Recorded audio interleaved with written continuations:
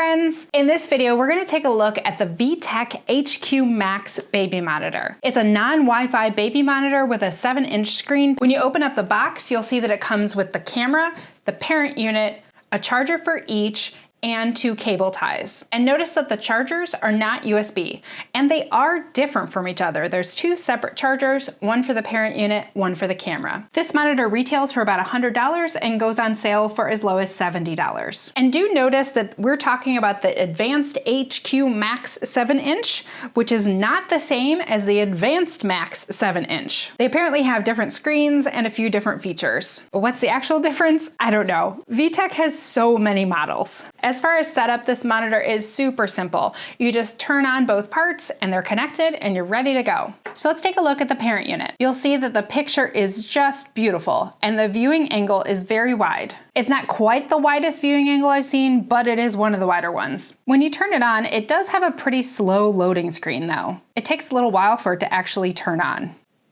You can move the camera around with the parent unit and it goes really far in both directions and up and down. So with the buttons, you can press this one to talk to the child's room. And I have a lullaby playing in the room and you can hear that the sound quality is decent on this one.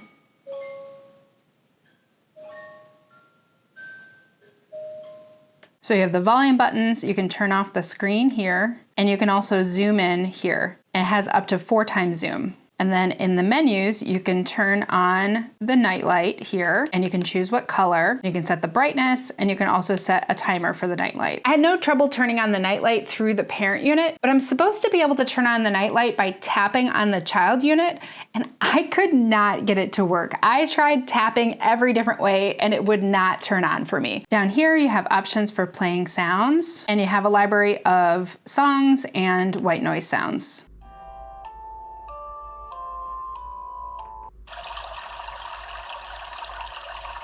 And here you can set a timer for this screen to turn off, and you do have an option of a voice activated mode. So the screen will turn on when the baby starts crying. And here you can set what alerts you have. I do like that it has a lost connection alert. It also has low battery and temperature, and it has a motion alert. Motion alerts are not common to find on non-Wi-Fi monitors, so I was really excited about that one. And I'll show you what it looks like when the motion alert goes off.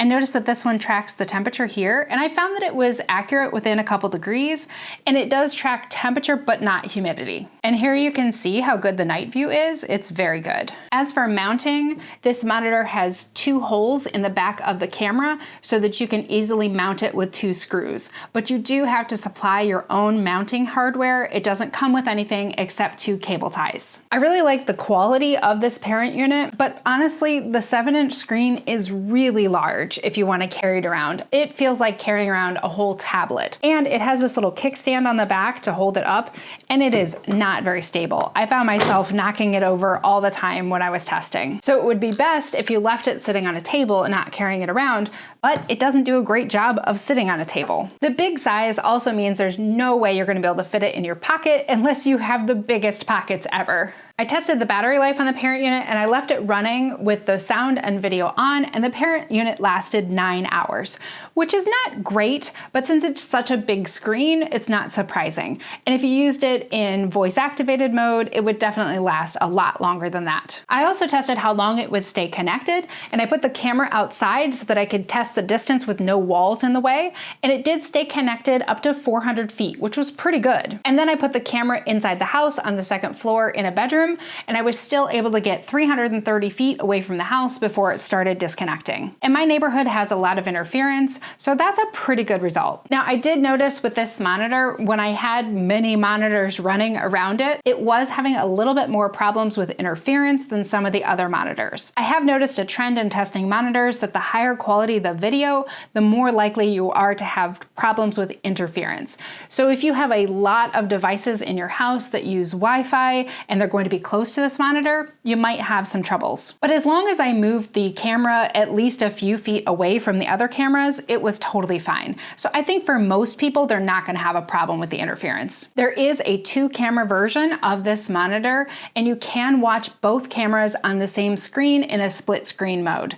And I do think having a nice big screen like this would be really useful in that situation. Keep in mind though that vtech does not sell separate cameras to add on to your unit. So if you think you're going to use 2 cameras in the future, go ahead and start with the 2-camera unit because you can't add on later. So would I recommend this monitor? I would if you're looking for a nice wide view, a very clear camera, and you like the big screen. I do feel that the big screen is a lot and maybe a bit much for a lot of people, but if you like the big screen, especially if you intend to leave it sitting on a table and not carrying around, then this would be a very nice option. This monitor really has every feature you could want, and it's really pretty easy to use. So if you want to check out this exact model, please do use my link down below. It is an affiliate link, and if you buy anything through it, I would earn a commission. While I do like this monitor and I think it's a pretty good quality baby monitor, it wouldn't necessarily be my top choice for a lot of families. So if you want help choosing the right baby monitor for you, please do check out my latest version of the best non-Wi-Fi baby monitors. I'm going to leave the link right here. I'm just about to release the 2026 version, but if you're watching this in the future, I will link to whatever my latest version is now. That video will help you figure out what is the best baby monitor for your family.